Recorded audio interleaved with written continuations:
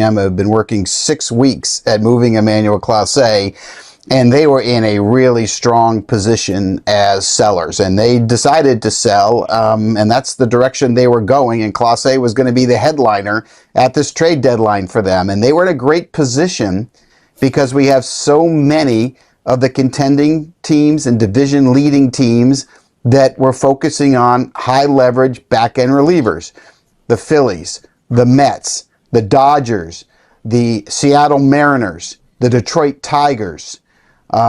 It's just overwhelming the market, and they had one of the top 2 guys, and they had been working very diligently to get it. So this is franchise changing. This is a huge blow for them because this was going to be an opportunity to really reset this organization by using him as trade bait here. And so it is just a huge setback. Jim, I don't know this, but I'm assuming you never had a guy go under investigation for gambling. Maybe steroids, maybe something else gets suspended right before the trade deadline. But as a GM, president of baseball ops, how do you flip it right away? Because like you said, if they were so close to moving him, then all of a sudden he's off the table, right? Do you think we'll move him in the offseason? And how do you flip your organizational thought process if you've been working on this, like you said, for 6 weeks? Well, I don't think you can think about trading Clase in the offseason for them to put him on administrative leave through August. There has to be significant evidence on this. And I hate to bring up Jonte Porter in the NBA, but he's been banned for life and he pleaded guilty. I mean, Major League Baseball is not going to do this unless there's overwhelming evidence. Now, he deserves due process. So as a GM, it's a great question, AJ. You know, I do think you always have to pivot, right? I mean, like when the Yankees lost out on Juan Soto, they quickly pivoted to Max Fried. I mean, it's not the end of the world, but you just lost a huge asset.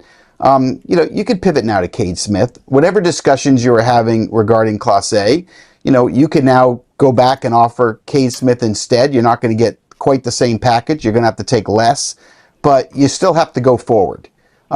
You know, injuries happen in this game where you can have a star player and then all of a sudden he needs Tommy John surgery right before the deadline, and it happens. You mentioned PEDs. You could have a guy gets a PED suspension. So as a GM, you have to roll with it. You don't have a choice. It's unfortunate. It's disappointing. It's a punch in the belly, but you got to pivot always, and you have to move on to the next.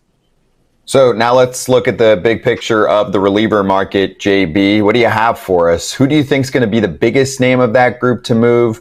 Do you think that some of the multi-year team control guys like a Duran or a Jax is going to move versus the rentals, of course, like Orion Helsley?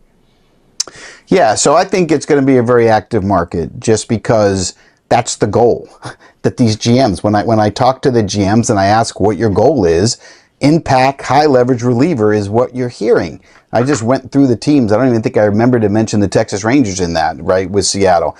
And so that's the goal. And I think, if you're a team in sell mode, you have a chance to win this trade deadline, right? You have a chance to really help rebuild your franchise by trading your back end guy. So I do expect the Twins to trade either Jhoan Duran or Griffin Jax. I think Duran will go. I think Ryan Helsley has to go if you're St. Louis. John Mozeliak stepping down, Chaim Bloom's going to take over. I think it would be foolish to hold on to him. You're not going to be able to extend him. I think Raisel Iglesias gets moved. I think David Bednar gets moved. I think Seth Halverson of the Colorado Rockies gets moved. The Nationals are trying to move Kyle Finnegan. He probably gets moved. So, yeah, and even Kenley Jansen of the Angels. I didn't get a chance to talk to Perry Manassian because he was ill over the weekend, but I got to think we're there in the standings right now that they need to move on from Jansen too. So there's a lot of relievers out there. There's a huge buying market for them in particular. And I think it's pretty foolish, really, for those teams to hold on to them with the possible returns they're going to be able to get in terms of really good prospect returns. I love what you just said, Jim. I just have one question for you. When? Is it just going to be a last-minute flurry? Thursday. No, I know. It's just going to be a last-minute flurry. Everyone's going to wait. Best offer. Nobody wants to jump on this now. And maybe, hey, say you get one of these bullpen guys and they win you a game Tuesday or Wednesday instead of waiting till Thursday. Why are we waiting till the last minute? Let's get this going, people. No, I'd like it to, but I talked to several GMs yesterday, and they said it's going to be Thursday, and it's going to be a flurry, and everyone's going to pivot once the first guy goes. What the contending GMs and presidents do right now is we have lined up our priority list of who we want, right? So if we had Class A 1, Duran 2, Bednar 3, Helsley 4, for example, I now have to take Class A off the board, right? So now before I make my legitimate final offer for Bednar and Helsley, I need to make sure that Derek Falvey and the Twins tells me I can't get Duran. And I'm going to tell Ben Sherrington, who's got Bednar, and Dramozel, who has Helsley, I want your guys. They're second and third on my list. I've got to see if I can get Duran first. So now the Minnesota Twins hold it up. If they want to wait to Thursday to get their best offer, which, with Class A off the board, price just went up, right? If you're selling. So, you're probably going to have to wait for Thursday morning or Thursday afternoon. And when the first guy goes and I didn't get him, I'm going to go to my second guy and try to close that. And then if that doesn't work, I'll go to my third guy and then the fourth guy and the fifth guy. There's not enough to go around. So that's why it gets delayed. I think we'll have a trickle of trades today and tomorrow. I think we'll see some action Wednesday, but I think Thursday for the reliever market is when you're going to get the blizzard, the tornado, and the hurricane all in one. Is there a team that's lined up or primed to get two of these guys? You talk about everybody's bidding everybody. There's so many guys that need high leverage relievers, and there's a decent amount out there. Is there a team that's in line to get two of them? I think when we say two of them, I think the two would have to be Bednar and Dennis Santana, which isn't really two impact closers. That really wasn't your question, but I think that's possible with the Phillies or Mets. They've had a lot of discussions with the Pirates regarding that.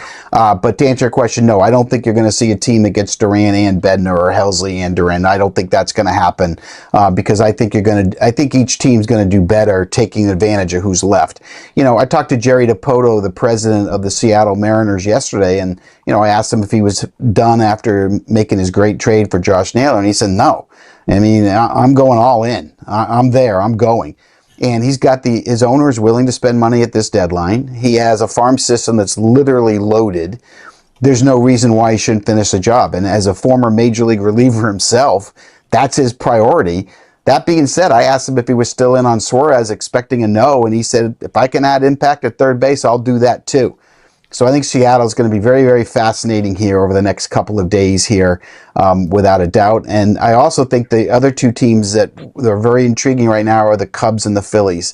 And I just bring them up, you guys, just because I'm just hearing the Cubs are going after every top starter out there, right? Edward Cabrera and Sandy Alcantara in Miami, Mitch Keller in Pittsburgh, Mackenzie Gore in Washington, and that Jed Hoyer is obsessed with getting one, and he's got enough in his system. He can snap his fingers and get a deal done there. And Dave Dombrowski, you get the sense, and we covered and watched Dave Dombrowski win a world championship with the Florida Marlins and the Boston Red Sox. We saw him get the Tigers there, the Phillies there, but he really wants to get that world championship ring with the Phillies. And I feel like this is the year that he's gonna absolutely put that accelerator at full blast, get that back end reliever that he wants. And I believe he was in on Clase and Kwan. I thought there was a chance he gets both of them. I won't be surprised though if he's the guy that ends up with Duran, or he's the guy that ends up with Lewis Robert. That wouldn't surprise me at all. By the way, Jim, something you just said that I laughed about, Jerry Dipoto making trades like him, AJ Preller, Dave Dombrowski. I mean, it's like, you get a trade, you get a trade, you get a trade. Everyone gets a trade. Boom, boom, boom, boom, boom. Right? I mean, the only one, Jed Hoyer's a little more calculated, but the other ones are like, oh, you want this? Okay, we'll give you that. We'll give you that. We'll trade. Yeah, we'll make trade just to make trade. Sometimes it feels like Dipoto just made trades to make trades just to say, hey, I tried, guys, with trades. But for them to have money, that's big news. Yeah, I think he's been a little bit more measured, though, over the last year and a half, looking back, right? I think you're right. I think when he first went to Seattle, even with the Angels, he was wheeling and dealing left and right. I think he's learned to be a little bit more measured, going after specifically what he wants. I think he's worked really hard to build this team. I asked him yesterday, is this the best baseball team you've ever overseen? And he said yes. And remember, he had that 98 win team with the Angels when he was GM there. Had a lot of stars back then. But he says this is the best team he's had, and I would tend to agree with him. And I think when you look at it, you really want to finish the job when you're this close, because if you're able to get a Duran or a Bednar here for the back end of the bullpen, and if you were able to miraculously somehow get Suarez as well, you'd have as good a chance not only to win the division, you'd have a good chance to win the World Series too with the pitching they have. And they're going to get Bryce Miller back soon, so they're going to be 6 starting pitchers deep if you include Logan Evans. So I think Dipoto has grown with the job there. It takes a long time to learn how to do this job, right? It really does. And the more experience you have, the wiser you get, the less mistakes you make. And I think Jerry has turned the corner that way, but I totally understand where you're coming from there.